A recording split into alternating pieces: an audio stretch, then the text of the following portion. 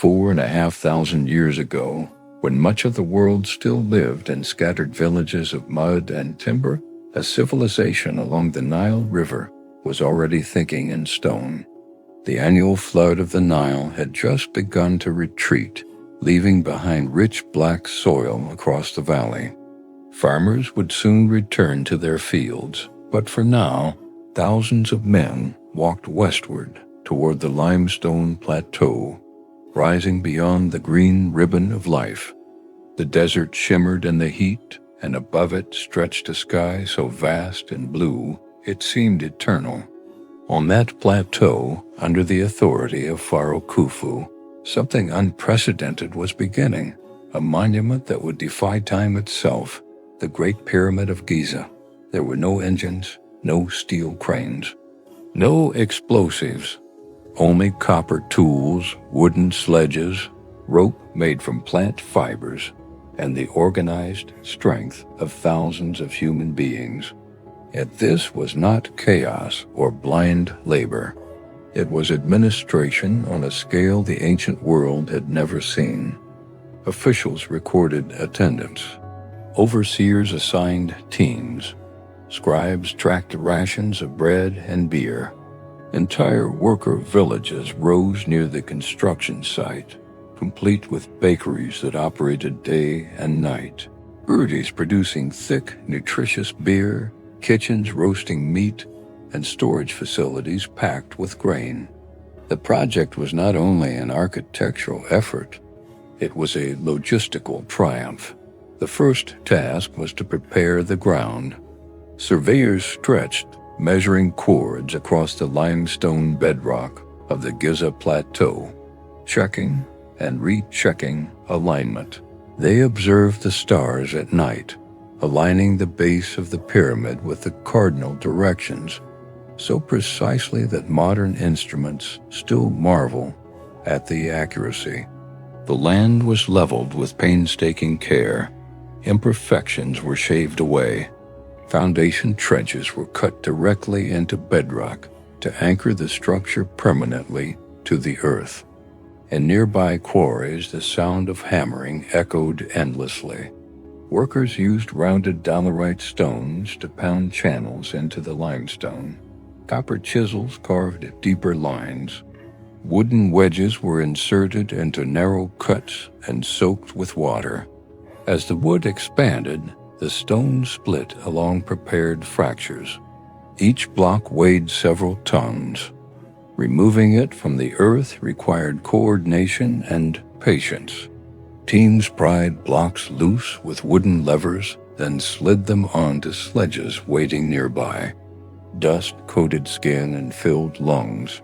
The sun beat down mercilessly. Yet the work continued in rhythm.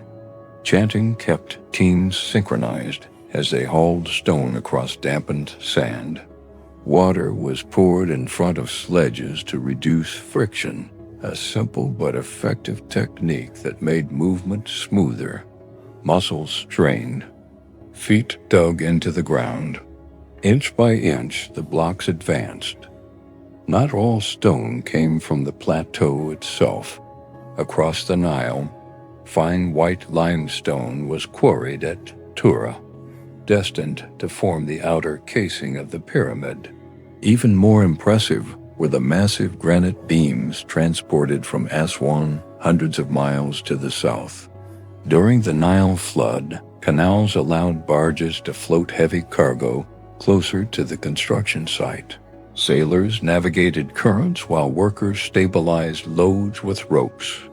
When the barges reached harbor basins near Giza, unloading began immediately. Ramps led upward from the riverbanks, and the long pull toward the plateau resumed.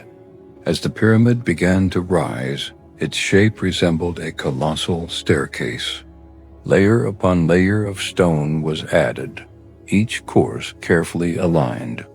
Ramps of mud brick and limestone debris extended from the ground to higher levels. Some ran straight, others zigzagged along the sides. On these ramps, sledges crept upward, guided by foremen shouting instructions. Wooden levers helped nudge blocks into their final positions. Workers tapped stones gently with mallets to ensure tight joints. Precision mattered. Even a slight misalignment could compromise the structure. Inside the growing mountain of stone, narrow corridors were carved upward at steep angles. The internal chambers required different materials and greater precision. Granite beams weighing dozens of tons were maneuvered into the king's chamber. Engineers constructed relieving chambers above it to distribute weight and prevent collapse. Torches flickered against unfinished walls as smoke drifted toward ceilings that would soon be sealed for eternity. The workforce was not a mass of anonymous, suffering figures. Archaeological discoveries near Giza reveal organized housing complexes, bakeries, capable of producing thousands of loaves per day, and cemeteries for workers buried with honor. Skeletal remains show healed injuries, broken bones that had been set and allowed to mend. These men were not expendable slaves in chains. They were laborers contributing to a national project during the agricultural off-season. They were fed, treated, and organized with remarkable efficiency.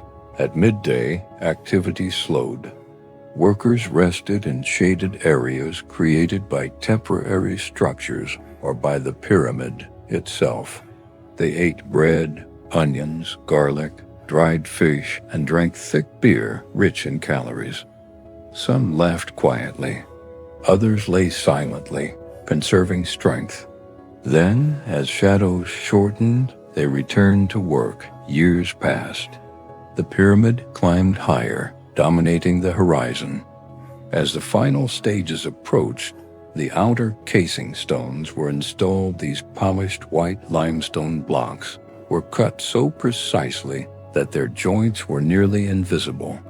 When sunlight struck the completed surface, the pyramid gleamed brilliantly, visible for miles along the Nile Valley.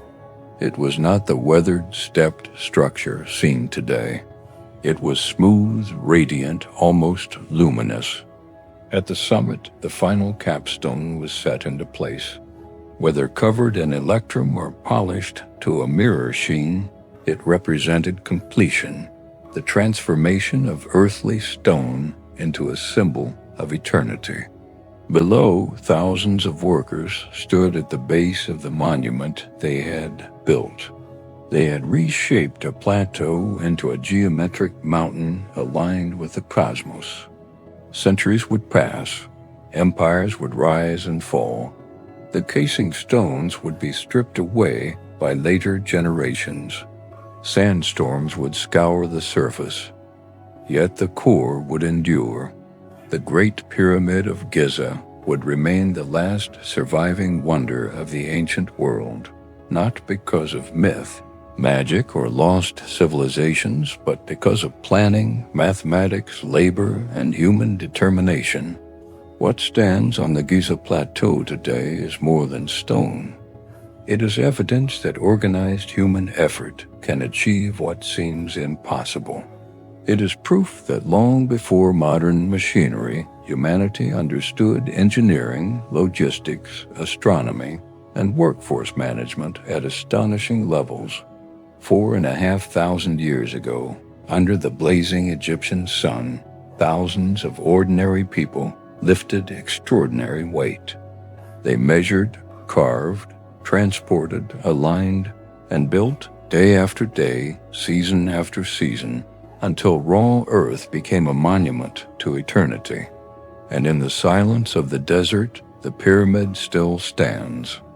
Before empires rose in Rome, before philosophers debated in Athens, before the Great Wall stretched across China, there was the Nile. Every year, like the steady breath of the earth itself, it flooded its banks and withdrew again, leaving behind a ribbon of fertile soil in an otherwise unforgiving land. Along that narrow green corridor, life flourished. Villages clustered along its edges. Children ran between mud brick homes. Farmers watched the waters recede with patience and calculation. And above them all ruled a king who was believed not merely to govern the land, but to embody divine order itself. His name was Khufu. Under his authority, Egypt did not merely survive, it organized, calculated, and planned on a scale the ancient world had never seen. And west of the Nile, rising from the limestone bedrock of the Giza Plateau, a project began that would permanently alter human history. At first, the plateau was quiet. Wind passed over stone and sand. The land was hard, uneven, sun-bleached. But surveyors arrived carrying cords knotted at precise intervals. They stretched these cords taut across the bedrock, adjusting angles carefully. Wooden stakes marked corners. Astronomer priests watched the night sky, studying the slow movement of circumpolar stars.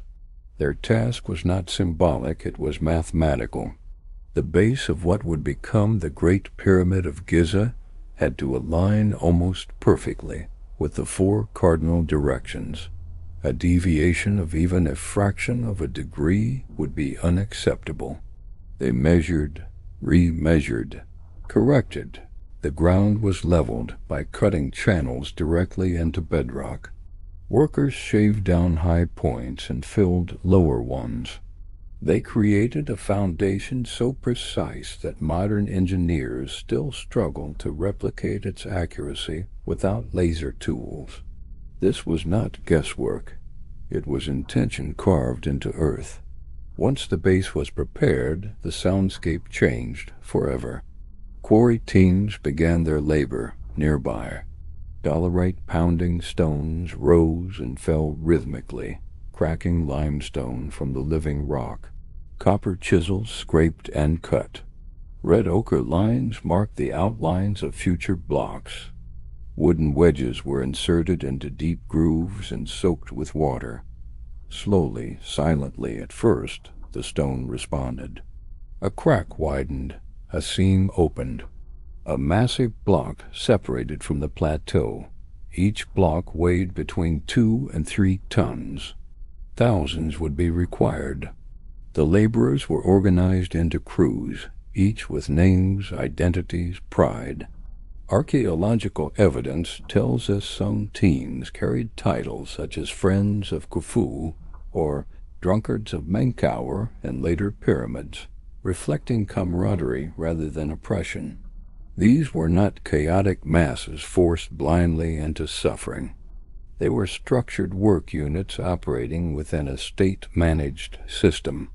Temporary villages were constructed south of the plateau, rows of mud brick housing sheltered workers during construction seasons. Large bakeries operated continuously, producing bread in vast clay ovens. Breweries fermented grain into thick, calorie-rich beer, safer to drink than untreated river water and essential for sustaining energy. Storage rooms held dried fish, onions, garlic, and meat camel bones discovered at worker sites suggest that laborers consumed protein regularly. Medical facilities treated injuries. Skeletal remains reveal healed fractures, broken arms, crushed feet, damaged ribs that were set and allowed to recover. Care was provided. These workers were valuable assets in a national endeavor. During the Nile flood season, when farmland lay submerged and agricultural work paused, thousands of farmers were conscripted into state labor. It was both duty and honor. Participation connected individuals to divine kingship and eternal legacy. When quarrying at Giza was insufficient for finer stone, expeditions crossed the Nile to Tura. There, brilliant white limestone was extracted for the pyramid's outer casing. Far to the south, near Aswan, granite was cut for interior chambers. These granite blocks weighed up to 70 tons. Transportation was its own masterpiece of engineering. During flood season, canals extended inland from the Nile, bringing water closer to the construction zone. Massive wooden barges were loaded carefully, weight distributed with precision. Sailors relied on prevailing winds and steady currents to guide shipments northward. Upon arrival at harbor basins near the plateau, unloading began. Wooden sledges supported each stone block. Thick ropes braided from plant fibers were wrapped securely. Teams assembled in rows, gripping rope with both hands. Before them, workers poured water onto desert sand, reducing friction. Tomb illustrations from the Middle Kingdom confirm this technique, showing a man pouring water ahead of a moving statue. With synchronized effort, hundreds leaned backward and pulled. Muscles strained. Sand compressed beneath feet. The sledge groaned forward, inch by inch. The block advanced toward the rising monument. At the construction site, ramps grew alongside the pyramid itself. Scholars still debate their exact configuration, whether straight ramps extended outward, zigzagging ramps wrapped around corners, or spiral ramps circled the structure. What remains clear is that ramp systems evolved as the pyramid rose. The earliest layers were broad and accessible. Blocks were levered into place using wooden beams as fulcrums. Workers nudged stones carefully, tapping them with mallets until alignment met strict tolerances. The joints between stones were astonishingly tight. In many cases, even today, a thin blade cannot pass between them. As layers accumulated, the structure began to dominate the horizon. From the Nile Valley, it appeared as a geometric mountain rising from desert emptiness. Inside, corridors were cut upward at calculated angles. The ascending passage led toward chambers deep within the core. The so-called King's Chamber, constructed entirely of granite, required extraordinary effort. Granite beams were maneuvered into position using sledges and possibly levering systems. Above the chamber, relieving spaces were created, stacked granite blocks arranged to redirect crushing weight away from the burial room below. This was architectural foresight, a solution to a problem thousands of years ahead of its time. Work continued year after year. The sun burned overhead. Sandstorms occasionally swept across the plateau, forcing temporary pauses. At night, torches flickered against unfinished stone. Overseers recorded progress by lamplight. The stars rotated above, silent witnesses to human persistence. Seasons changed. Children born at the beginning of construction grew into adolescence before its completion. Workers aged. New laborers replaced them. The project was larger than any single life. Gradually, the pyramid neared its intended height, approximately 146 meters tall in its original form. As completion approached, outer casing stones were placed. These blocks were cut with extreme precision and polished smooth. When sunlight struck the finished surface, the pyramid shone brilliantly. Ancient accounts suggest it gleamed like a beacon, reflecting light across the Nile Valley. At the summit, a final capstone, possibly gilded or covered in electrum, was installed. The apex symbolized cosmic completion, linking earth and sky, pharaoh, and gods. Below, the workforce looked upward. What had once been empty plateau was now the tallest structure on earth, a monument that would hold that record for nearly 4,000 years. After completion, the site did not fall silent. Priests maintained mortuary temples at its base. Rituals honored the deceased king. Offerings were made. The pyramid was not merely architecture. It was a living religious center. Centuries passed. Political power shifted. New dynasties rose. Later builders constructed smaller pyramids. Eventually, casing stones were removed for reuse in medieval Cairo. Wind eroded edges. Earthquakes caused minor damage. Today, when visitors stand before the Great Pyramid of Giza, they often search for mystery. Alien theories, lost technologies, secrets beyond explanation. But the true story is far more powerful.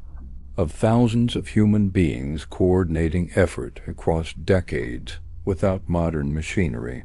The pyramid stands not as proof of supernatural intervention, but as evidence of what human societies can achieve through structure, knowledge, and collective will.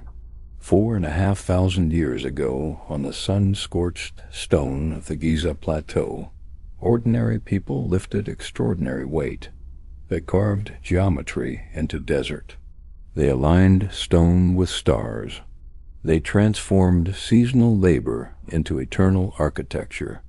And in the quiet desert wind, the monument remains, not a mystery of magic, but a triumph of humanity. Long before the final casing stones were set into place, planners had already envisioned an entire sacred landscape surrounding it. Causeways stretched downward from the plateau toward the Nile floodplain. Mortuary temples rose near the base, their limestone walls carefully fitted, their courtyards designed for ritual movement. Workers who had spent years hauling stone now shifted to carving reliefs, polishing floors, erecting columns. Construction was never a single structure. It was an interconnected complex of belief and power. The mornings on the plateau began before sunrise. The desert air, briefly cool, carried the scent of dust and river moisture drifting inland. Workers assembled in teams as the eastern horizon turned pale gold. Overseers conducted roll calls. Tools were distributed. Copper chisels sharpened the night before. Wooden mallets worn smooth from years of impact. Ropes coiled and inspected for weakness. A horn or shouted command signaled the start of movement. From a distance, this sight appeared almost mechanical in its rhythm. Lines of men moved in coordinated waves, hauling stone upward along ramps that gradually steepened as the structure grew taller. The pyramid's sides were not yet smooth. They stepped inward layer by layer, each course slightly smaller than the one below it. At higher levels, the wind intensified. Sand, stone, exposed skin. The horizon widened, revealing the Nile's green corridor, cutting through the desert like a lifeline. Engineers constantly monitored alignment. Using plumb bobs and leveling tools filled with water, they checked horizontal precision.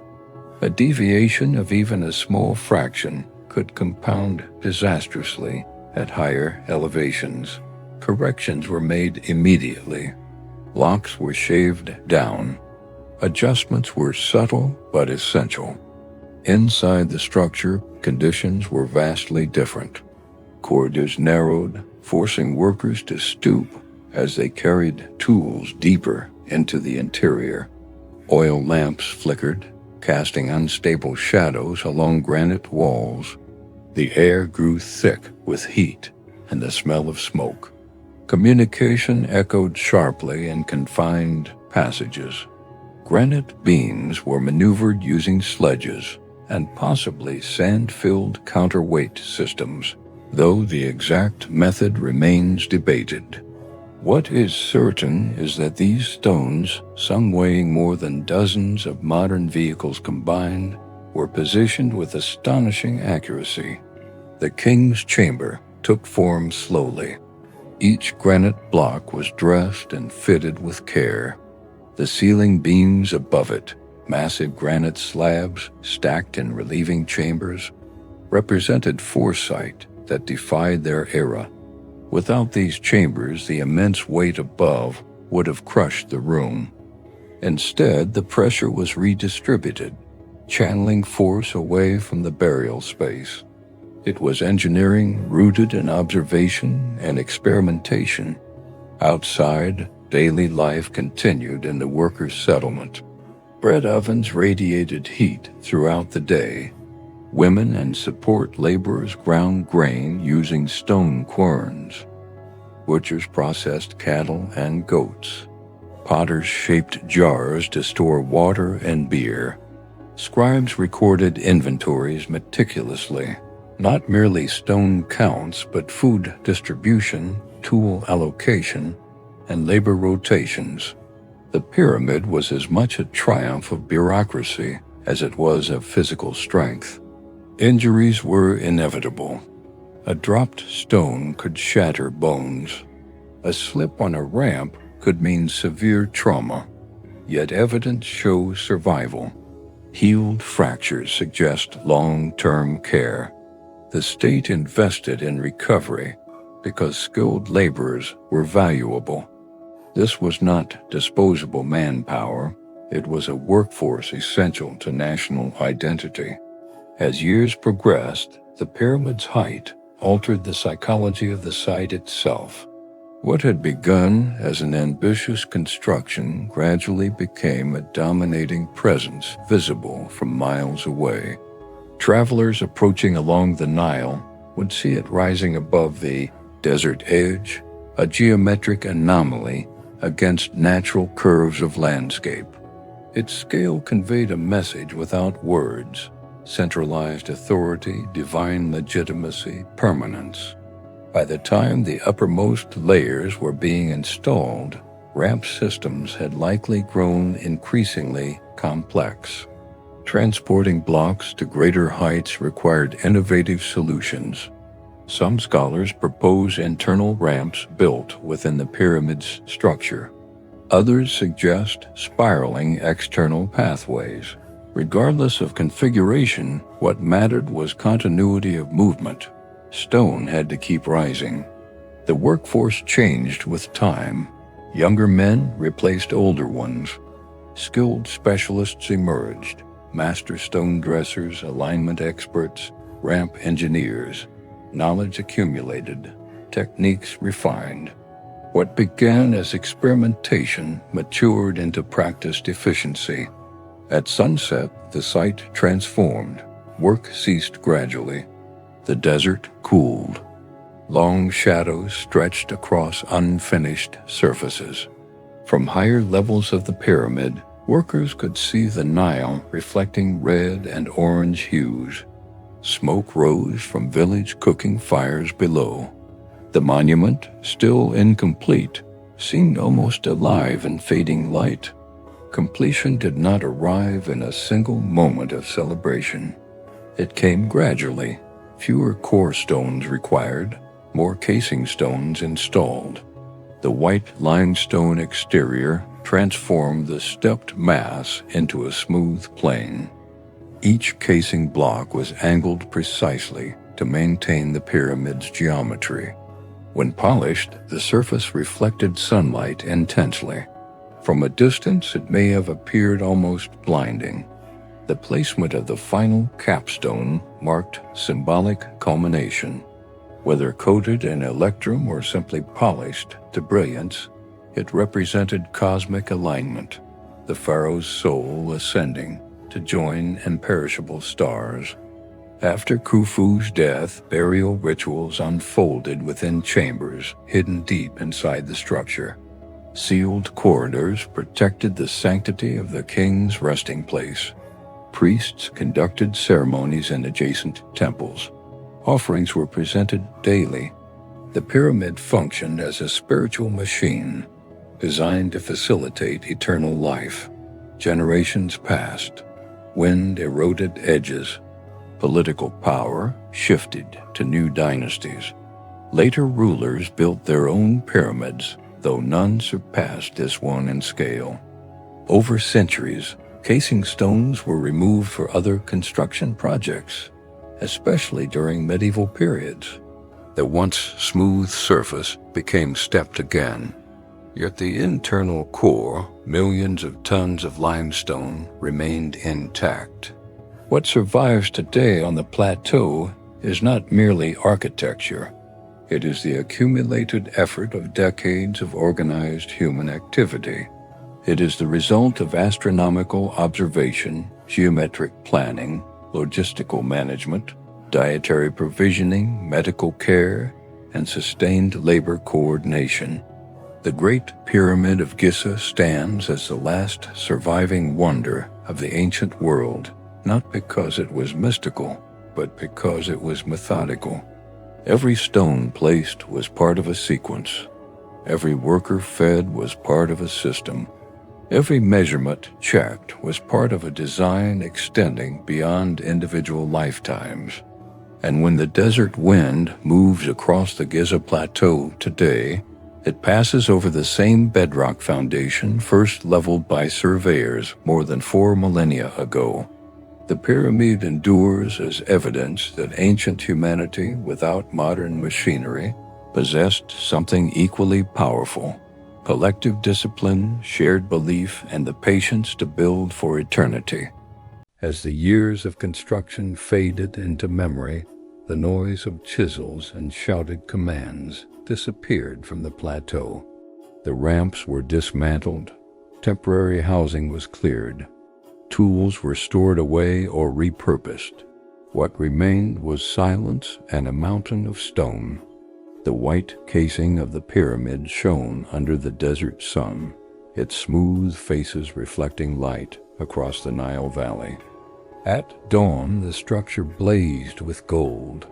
At midday, it stood stark and brilliant against a cloudless sky. At sunset, it absorbed the fire of the horizon, turning amber, then crimson, then shadowed violet.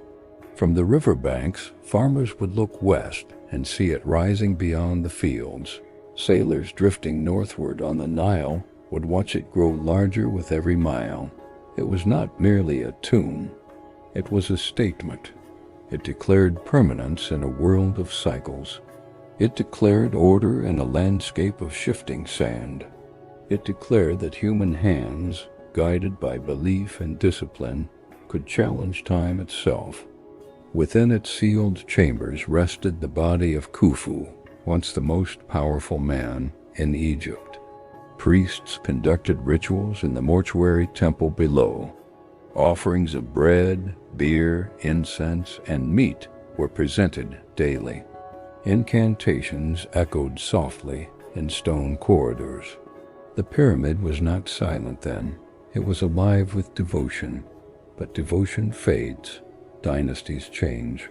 Centuries pass. The outer casing stones were eventually removed, repurposed for distant cities. Wind scoured the remaining limestone. Earthquakes trembled through the plateau.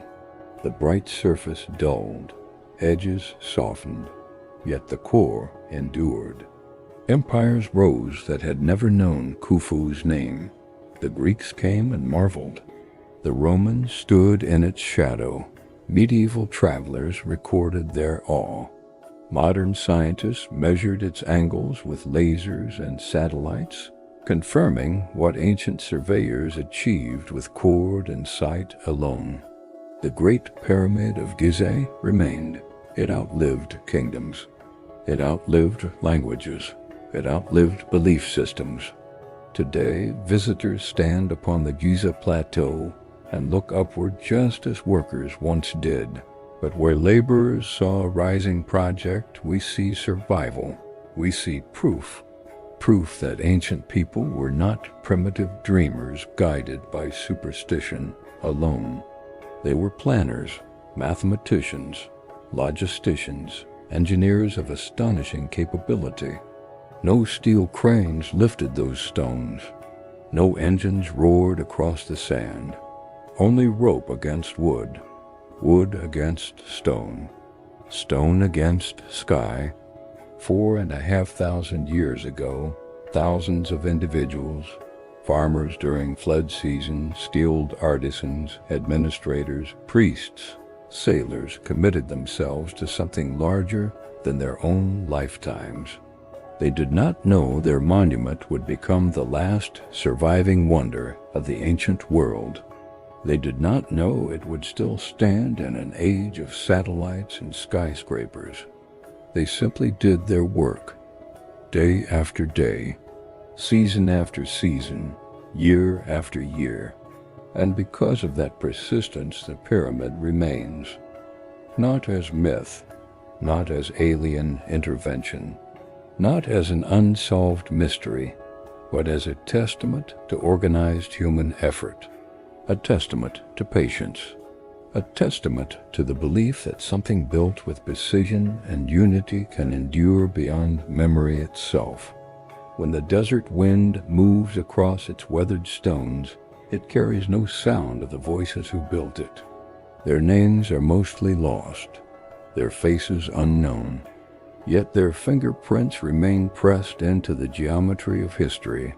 The pyramid stands not as a monument to a king alone, but as a monument to humanity, stone by stone, aligned with stars, rooted in earth, reaching toward eternity, and still standing.